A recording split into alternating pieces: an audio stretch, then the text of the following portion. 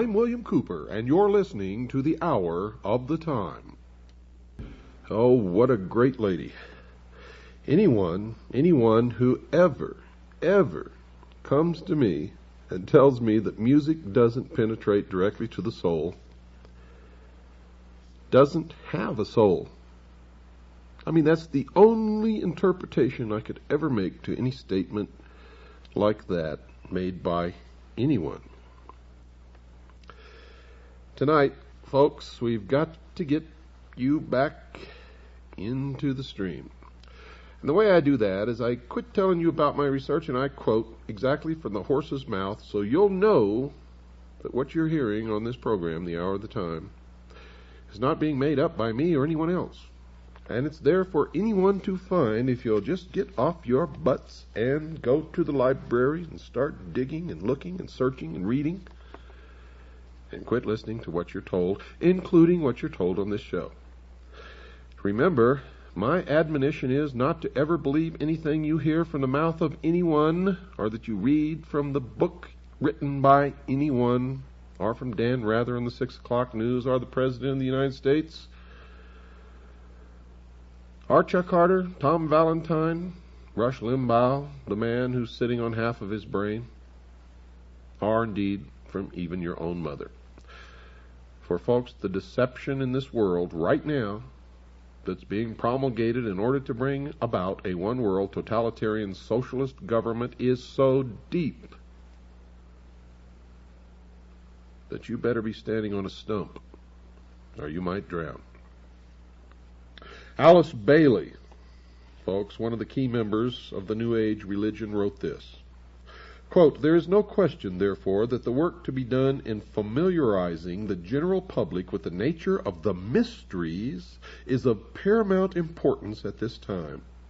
These mysteries will be restored to outer expression through the medium of the Church and the Masonic fraternity," unquote. And she's absolutely 100% correct. The question of just what the ancient mysteries were, folks, was answered in part by Albert G. Mackey, another 33rd degree Mason. He wrote a 2-volume work entitled Encyclopedia of Freemasonry, and he wrote this under the subject of the ancient mysteries. Quote, "Each of the pagan gods had, besides the public and open, a secret worship paid to him to which none were admitted but those who had been selected by preparatory ceremonies called initiation. This secret worship was termed the mysteries," unquote. The student of the Masonic order can know that when Mr. Mackey writes, his writings can be relied upon. He is considered to be one of the premier Masonic authors of all time. These are the comments from the biographical information presented on Mr. Mackey in the front of his encyclopedia. Quote, "His writings are universally esteemed for their sincerity, honest records, and common sense. He was a leader in research who valued accuracy," unquote. Carl Cloudy, another Mason who writes on the subject of the Lodge, also has words of praise for Mr. Mackey. Quote, "He was one of the greatest students and most widely followed authorities the Masonic world has ever known," unquote. And in his book entitled Introduction to Freemasonry, he praised Mr. Mackey with these words. Quote, "Albert Gallatin Mackey, one of the greatest students and most widely followed authorities the Masonic world has known. He is the great master of Freemasonry," unquote. So Mr. Mackey certainly can be believed when he tells his readers that the worship of pagan gods had a secret, non-visible worship besides the public one. The reader can believe him when he identifies the name of this secret worship. He told his readers, quote, "This secret worship was termed the mysteries," unquote. Another who has written about the subject of the ancient mysteries was Manly P. Hall, another 33rd degree Mason whom I have quoted extensively before in this series. He has written in his book entitled What the Ancient Wisdom Expects of Its Disciples. Quote, In the remote past, the gods walked with men, and they chose from among the sons of men the wisest and the truest.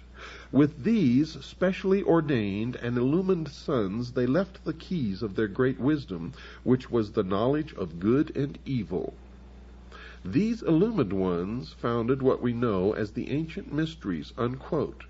Now, in case you weren't listening there, this is a dead giveaway and an admission that the gods that walked with men were known, at least in the Bible, as Satan. For he says here, and I'm going to read this again for you folks, because I know some of you just didn't pick it up, because I know how the minds of the sheeple operate. And there's a lot of sheeple listening. There's also a lot of people listening who aren't sheeple. And they know that I'm not talking to them. If the word sheeple applied to you makes you angry, then folks, it is an indication that it fits you like a shoe, like a glove, that you are indeed one of the sheeple. Let me read it again. Quote, with these specially ordained and illumined sons, they left the keys of their great wisdom, which was the knowledge of good and evil. According to the Bible, the knowledge of good and evil was imparted to Adam when Satan enticed Eve to eat of the fruit of the tree of knowledge, and she in turn enticed Adam. And what was the fruit of the tree of knowledge? It was the knowledge of good and evil. It was forbidden for man to know that. Now, I'm not making judgment on any of this. I'm just telling you what my research says. Remember, this is not a religious program. And while I, myself, personally, have my own idea of what my own religion is, I am in no means trying to foist it off on anyone else. Let me continue. He wrote, and we're talking about Manly P. Hall, 33rd degree Freemason, he wrote additional comments about these mysteries in another of the books he has written called The Secret Teachings of All Ages. And I would urge you, if you can afford it, to buy that book. It's a very expensive book. I have a copy of it in my library. It cost me $150, and it was worth every single penny of it, I can assure you. Quote, the arcana, defined as being a secret or hidden knowledge of the ancient mysteries, were never revealed to the profane, defined as those not initiated into the inner mysteries, except through the media of symbols. You're going to find, folks, that symbols mean more than you will ever begin to understand unless you've waded deep into the stream of the mystery Babylon, as I have. Quote, symbolism fulfilled the dual office of concealing the sacred truths from the uninitiated and revealing to those qualified to understand the symbols, unquote. Mr. Hall dedicated the latter book to, quote, the proposition that concealed within the emblematic figures, allegories, and rituals of the ancients is a secret doctrine concerning the inner mysteries of life, which doctrine has been preserved in toto, which means in the whole, among a small band of initiated minds since the very beginning of the world, unquote. He went on to mention that the mysteries, quote, were secret societies, binding their initiates to inviolable secrecy and avenging with death the betrayal of their sacred trusts, unquote. And to this day they take blood oaths. Mr. Hall told the reader that no one is to know the identity of those who have received the secrets. In fact, he wrote, quote, the true adept and initiate shall reveal his identity to no man unless that one is worthy to receive it, unquote. He further explained where some of these initiates lived when he wrote, quote, no reasonable doubt can exist that the initiates of Greece, Egypt, and other ancient countries possessed the correct solutions to those great cultural, intellectual, moral, and social problems which in an unsolved state confront the humanity of the 20th century, unquote. He further amplified that thought when he added this, quote, Neoplatonism, defined by Mr. Hall as a school founded by Plotinus around 240 A.D., concerning itself with the problems of metaphysics, which he calls the study of knowledge, recognizes the existence of a secret and all-important doctrine which from the time of the earliest civilizations had been concealed within the rituals, symbols, and allegories of religions and philosophies." Unquote.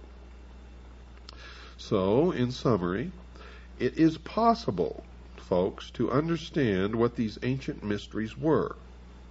And there appears to be at least 4 truths gleaned from the information provided in the comments made previously, and these truths appear to be: 1.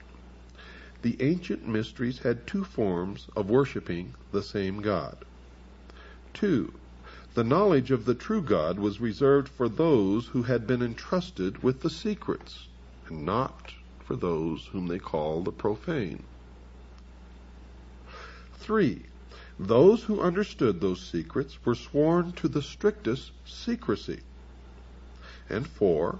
Those who had knowledge of the secrets claimed to possess all of the answers to all of the problems of mankind. Now, there was an additional secret for the secret bearers. They had to be initiated in a private initiation ceremony.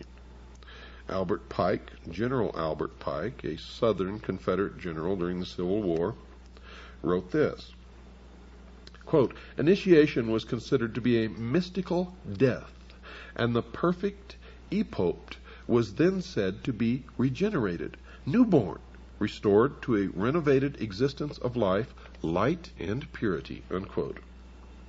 In fact, folks, this, quote, newborn, unquote, experience is similar to the experience the, quote, born again, unquote, Christians go through. The Christians call their experience a second birth, just as the Masons do. In fact, Albert Pike calls a similar ceremony a, quote, born again, unquote, experience, and he wrote this, quote, "In the Indian mysteries, the 3rd degree, the initiate is said to be born again," unquote. The ceremony in the ancient mysteries has been described by the Masonic writer Manly P. Hall. Quote, "In the ancient system of initiation, the truth seeker must pass through a second birth, and those who attained this exalted state were known thereafter as, quote, the twice born, unquote. This new birth must be personally earned through a complete regeneration of character and conduct," unquote. This new birth ceremony involves a symbolic death, according to the Mason Kenneth Mackenzie, and he wrote this, quote, "In the ancient mysteries, the aspirant could not participate in the highest secrets until he had been placed in the coffin. In this, he was symbolically said to die, and his resurrection was to the light," unquote. Now remember, I told you about the initiation that George Bush underwent in the crypt, also known as the tomb, the skull and bones, the Brotherhood of Death at Yale University. This is what they're talking about. During a press conference, a reporter asked George Bush if he was a Christian, and he replied thusly, quote, "If you're asking if I have been born again, the answer is yes," unquote. And indeed, he had. Modern-day Masons participate in an almost similar ceremony to the one described by these Masonic writers. In the 3rd degree, called the Master Mason degree, inside the Blue Lodge, the candidate is actually knocked off of his feet by several of the Masons in attendance. He is wrapped up in a blanket and moved to the western end of the temple. There, after further ceremony, he is raised up by a grip called the Master's grip, or the grip of the lion's paw. Those who learned the mysteries also learned that they had a secret project, one that was described by Albert Pike in his book entitled Morals and Dogma.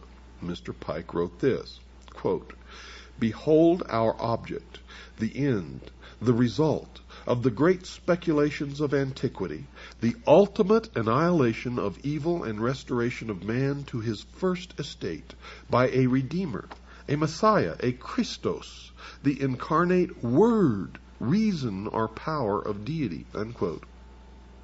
I urge you all, if you can find a copy of Morals and Dogma by Albert Pike, to purchase it, take it home, and read it. Mr. Hall told his readers that those who had been initiated into the mysteries were the secret power behind the governments of the past. He wrote this about these ancient initiates in his book entitled What the Ancient Wisdom Expects of Its Disciples. Quote, "They are the invisible powers behind the thrones of earth, and men are but marionettes dancing while the invisible ones pull the strings. We see the dancer, but the master mind that does the work remains concealed by the cloak of silence," unquote. Remember, I told you folks that if you don't open your mind, and if you don't quit believing dogma, if you don't quit believing what people tell you, if you don't stop believing what Dan Rather tells you on the 6 o'clock news, or your local minister down at your church, or your mother, or the President of the United States, and if you don't start digging to find the truth yourself, you, the sheeple, are the marionettes dancing while the invisible ones pull the strings. And until you change that pattern of your life, you will always be the puppet on the end of someone else's string. And I know that that's not what you want to be. Is it? Well, if it's not, change your life now. Stop believing what you're told, including what you hear on this show, unless it checks out in your own research, your own experience, your own digging. Each of us must find our own truth. And if we are really looking and digging, we're ultimately going to come to something near the same truth for all of us. And I can tell you now that most of us have been living in fantasy land for all of our lives. We don't even know anything near what the truth of any matter is. And we must begin an honest search, starting from the beginning, wiping the slate clean, cleansing our mind, and looking at the world, beginning again, as though through the eyes of a newborn child. And you will find that most of what you've ever been taught in your entire life is a lie.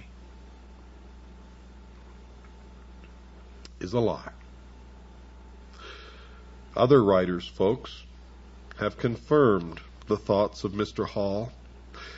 A Masonic scholar named George Steinmetz also acknowledged that these mysteries exist and that some of the members inside the Masonic lodges are custodians of the secrets. He has written this in his book entitled Freemasonry, Its Hidden Meaning. Quote, "Ancient secret doctrine, which is concealed in Masonic allegory and symbolism. It was but to preserve these truths for future generations that Masonry was perpetuated," unquote. And if that is true, why is it a secret? Why not tell us all what this secret doctrine is? For modern man is not like ancient man when he didn't know how to read or reason or understand.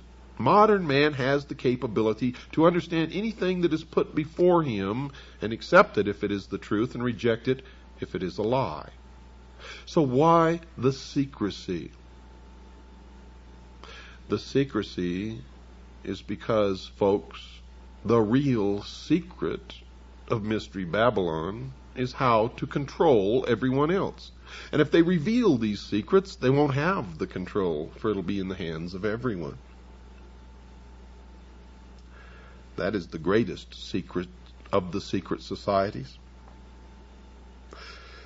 Another writing of Manly P. Hall was this, quote, "Much of the ritualism of Freemasonry is based upon the trials to which candidates were subjected by the ancient hierophants."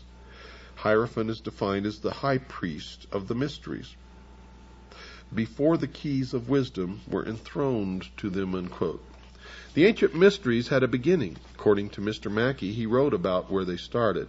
Quote, the first of which are those of Isis and Osiris in Egypt. The most important of these mysteries were the Osiric in Egypt, unquote. Another writer, Edmund Ronayne, an ex-Mason, confirmed that the Masons were involved in the worship of Osiris when he wrote this in his book entitled The Master's Carpet.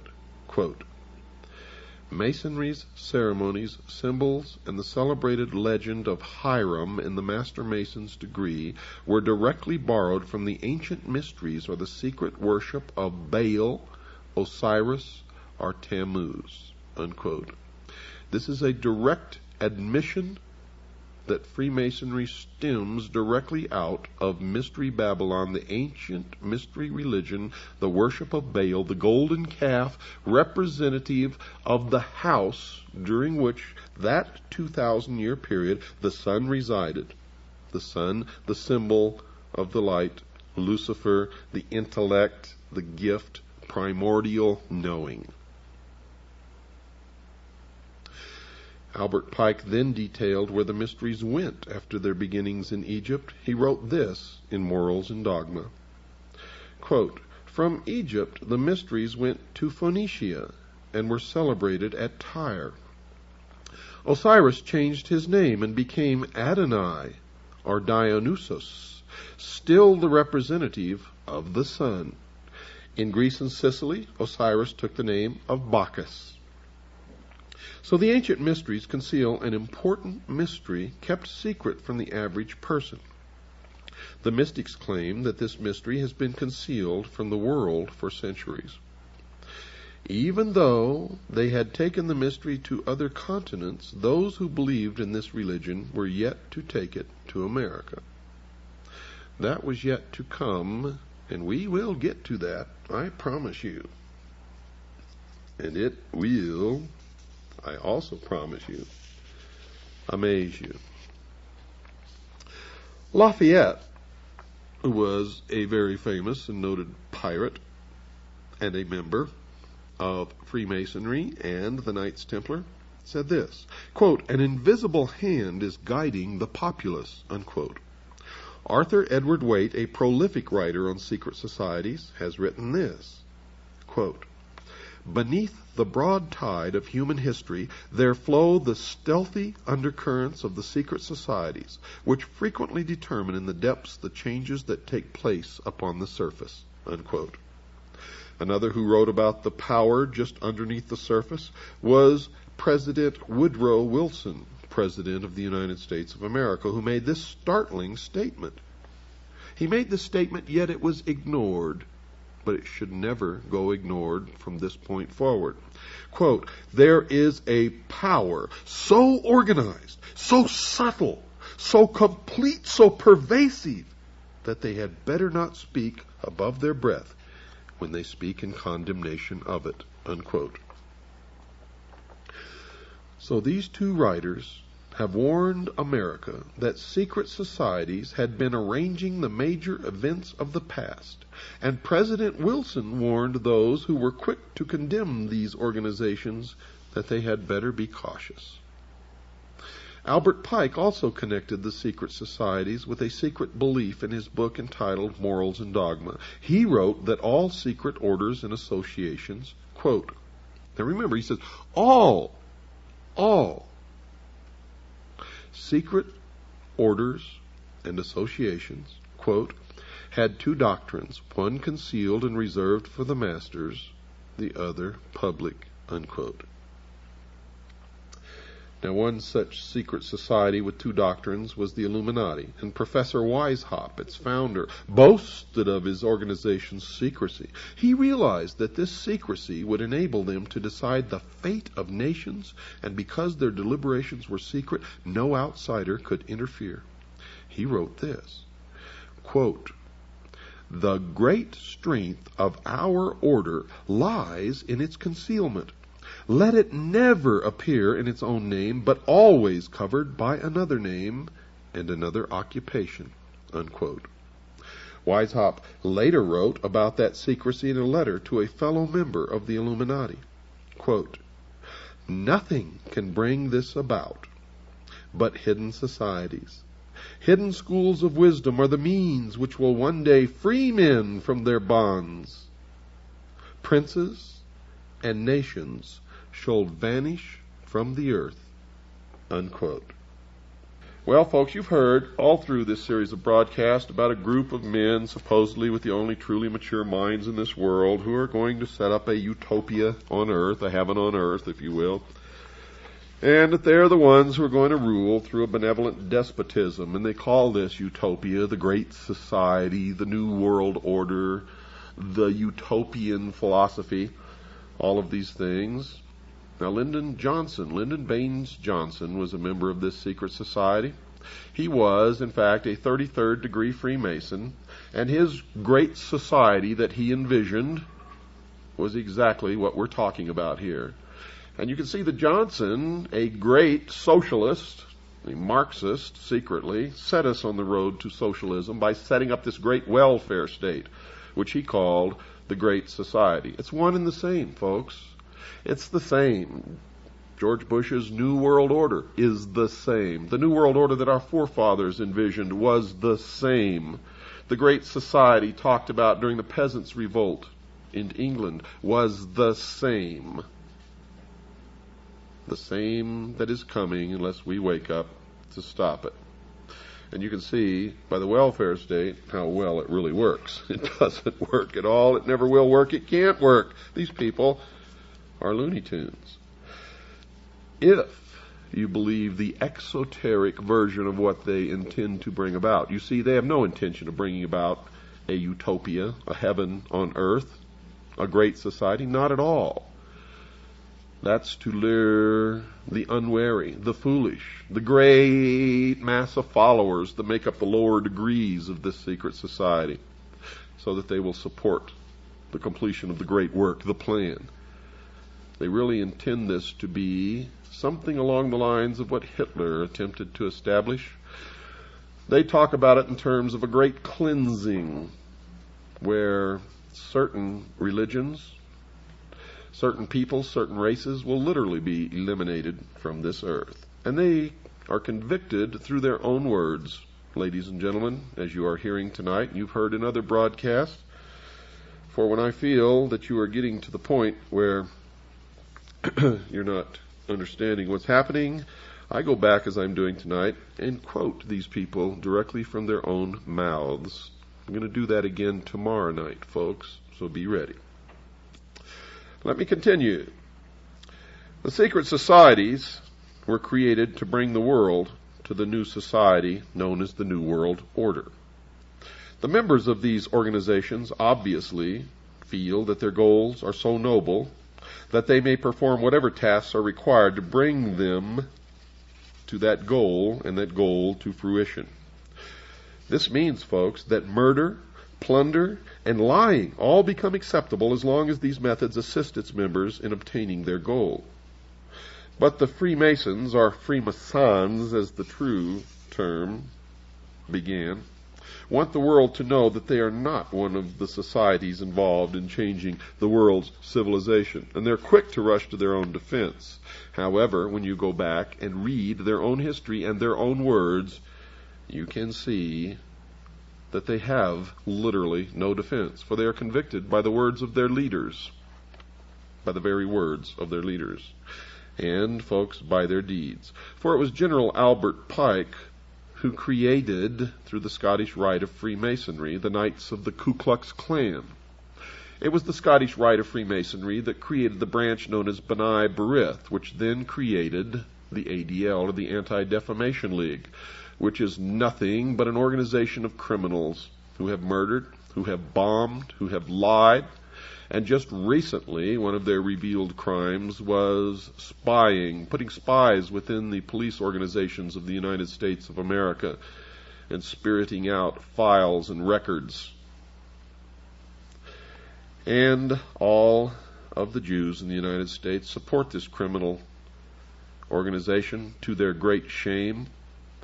And those of you who feel that the Jews are responsible for all of this, you are wrong. Most Jews don't know any more about this than you did.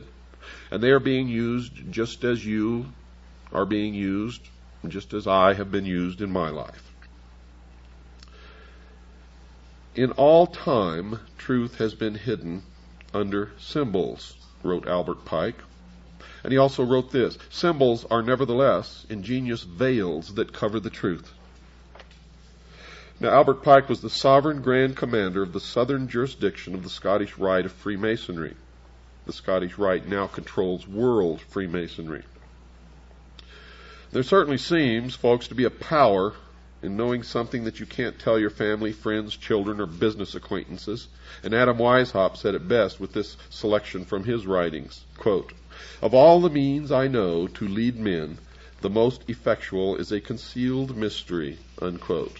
And that is true. I've found in my research that the vast fools, the followers, flock to the mysteries and the promise of learning some secret during their climb up the ladder of degrees of initiation. The truth is that only a very few ever learn anything, and what they learn is how to control the rest. The power of hidden symbols was alluded to by another writer, this time Foster Bailey, in his book entitled The Spirit of Freemasonry. Quote, "A symbol veils or hides a secret, and is that which veils certain mysterious forces. These energies, when released, can have a potent effect," unquote. And indeed they can, as we are all feeling now the pinch of the power. There are many who can attest to that simple truth. Organizations with concealed or secret initiation ceremonies abound in America and indeed around the world. College fraternities and sororities teach the college student to accept secret initiation ceremonies and hidden knowledge at a young age. The Masons, intended for adult males, have similar organizations for their young sons and daughters, and other secret organizations for their wives. And all of these organizations tend to prepare their male members for further service in the master secret organization, the Masons. However, the Masons are quick to point out that they conceal their truths from the general public. Manly P. Hall, for instance, wrote this, quote, "It is for the adepts. An adept is defined by the dictionary as one who is an expert, but there is an esoteric definition that shall be discussed later. Quote, "It is for the adepts, one to understand the meaning of the symbols," unquote. He further instructed his readers that understanding the symbols could make one wise. Quote, "An understanding of these symbols is the beginning of wisdom," unquote. Max Toth, a writer about the Great Pyramid of Giza in Egypt, also wrote about the purpose of symbols, and he said, quote, "The knowledge of the ancient mysteries was never revealed to the layman except through the media of symbols. Symbolism fulfilled both the need to conceal sacred truths from the uninitiated and to offer a language for those qualified to understand it." Now, whatever these secrets are, folks, one writer on the subject feels it is time to make them public. Alice Bailey, one of the key writers supporting the New Age movement, wrote this, quote, "The hour for the ancient mysteries has arrived. These ancient mysteries were hidden in numbers, in ritual, in words, and in symbology. These veil the secret," unquote. Another writer who writes on the order, Carl H. Cloudy, told anyone who read the Masonic literature that he had best understand the language, or they would miss the true meaning of the words. He wrote, quote, "He who hears but the words of Freemasonry misses their meaning entirely," unquote. Rex Hutchins, a 32nd degree Mason who has written a book for the Masons, one so important that it was used to replace one written by Henry Clausen, a former sovereign commander, also informed his readers that his writings also concealed a secret. Quote, "The word reveal means to re-veil. That is, to give one explanation and yet continue to maintain the mystery of the symbol by not explaining it in a full and complete manner," unquote. So the language code must be broken if one is to learn the truth about the Masonic order. The reason that this is so is because the Masons have admitted that they have concealed the true meaning of some of their language. However, it is possible, folks, to know the true meanings of at least some of the hidden language, and the listener can be certain that the discovered interpretations are correct because the Masons themselves have revealed the hidden meanings of some of their symbols in some of their own literature. The secret societies, folks, that have concealed their purposes in hidden meanings, concealed writings, and private initiation ceremonies are admittedly very powerful. One who recognized that power was Benjamin Disraeli, the Prime Minister of England in the late 1880s, who said this in the House of Commons on July 14th in 1856. Quote, "There is in Italy a power which we seldom mention in this House. I mean the secret societies. It is useless to deny, because it is impossible to conceal, that a great part of Europe, the whole of Italy and France, and a great portion of Germany, to say nothing of other countries, is covered with a network of these secret societies. What are their objects? They do not want constitutional government. They want to change the tenure of the land, to drive out the present owners of the soil, and to put an end to ecclesiastical establishments," meaning religion, unquote. The Masons know about concealing secrets from the rest of the world. Carl Cloudy, a Masonic writer, told his readers that secrets are inside secrets, which are inside other secrets, and he wrote this, quote, "Cut through the outer shell and find a meaning. Cut through that meaning and find another. Under it, if you dig deep enough, you may find a third, a fourth. Who shall say how many teachings?" Unquote. And even the communists use concealment, for the communists were created by the mysteries. The cell system of the Communist Party was created by the mystery schools, which have used the same system for millennia. Nikolai Lenin, the Marxist communist who communized the Russian nation in the years following the Russian Revolution of 1917, wrote this, quote, "We have to use any ruse, dodge, trick, cunning, unlawful method, concealment, and veiling of the truth," unquote. Many of the signs for identifying a communist or a member of the Communist Party are exactly the same as those symbols and signs used by Freemasons to identify each other. The use of secrecy to conceal thoughts from certain of the members of an organization or from the public is the device of those who have something to hide. That something is so horrible, so terrible, that knowledge of that secret must be kept from those who would have the most to lose by knowledge of that secret. In the case of the secret societies, it is a belief in Lucifer, also known as Satan or the devil. In the case of communism, it is the truth that the people living in a communist nation know that the system does not work. But those in a non-communist nation targeted for a communist government are not to learn that simple truth. They are to be told that the system is the culmination of man's upward search for a perfect society, a great society, if you will, a utopia on earth. And they must be deluded into believing that there is no cost in the change from their current form of government to the communist form. One of the things that I find so incredible is that they trap the intellectuals so easily. The intellectuals, the ones who are supposedly so good at using their brain, cannot even use their brain so much as to look into history to see that the first people that the communists, the international socialists, destroy, kill, sentence to the labor camps, the gulag, if you will, are always the intellectuals.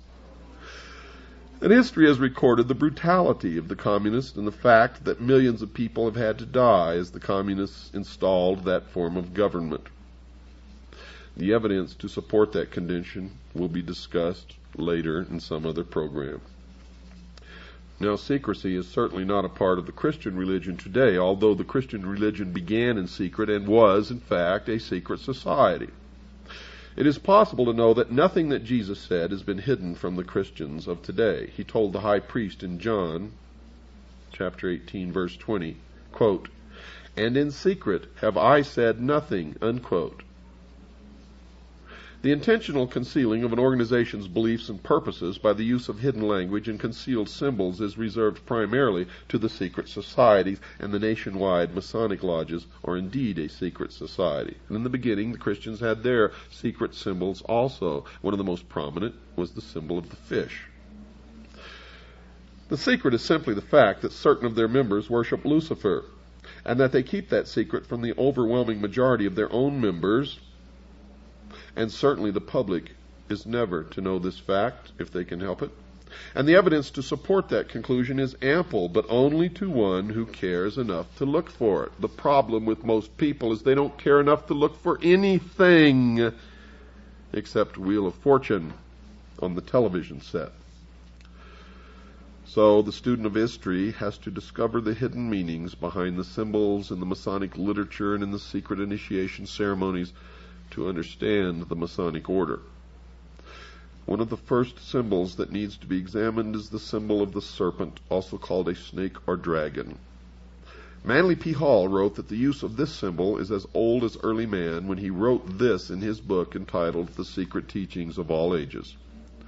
Quote, among nearly all these ancient peoples, the serpent was accepted as a symbol of wisdom, unquote, for it is from the serpent that man received the gift of intellect. Here Mr. Hall states that the serpent was a symbol of wisdom. It will be remembered that Lord Maitreya, the future New Age leader, also claimed to possess wisdom.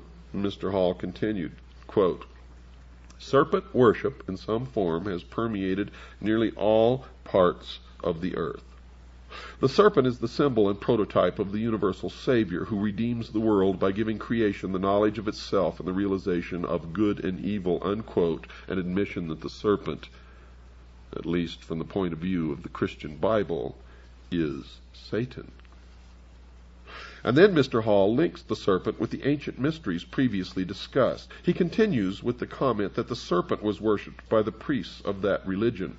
Quote, the priests of the mysteries were symbolized as a serpent, sometimes called Hydra, unquote. And then he pointed out that the ancient mysteries have been passed on to various other cultures and that they have been brought forward to the present day.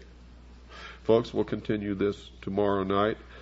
If you can, reach into your pockets, make out a check or money order to WWCR and send it to the address which you'll hear at the end of this broadcast. Also write to us and ask for a packet of information or call Stan and he'll give it into the mail immediately. Until tomorrow night, good night, and God bless each and every single one of you.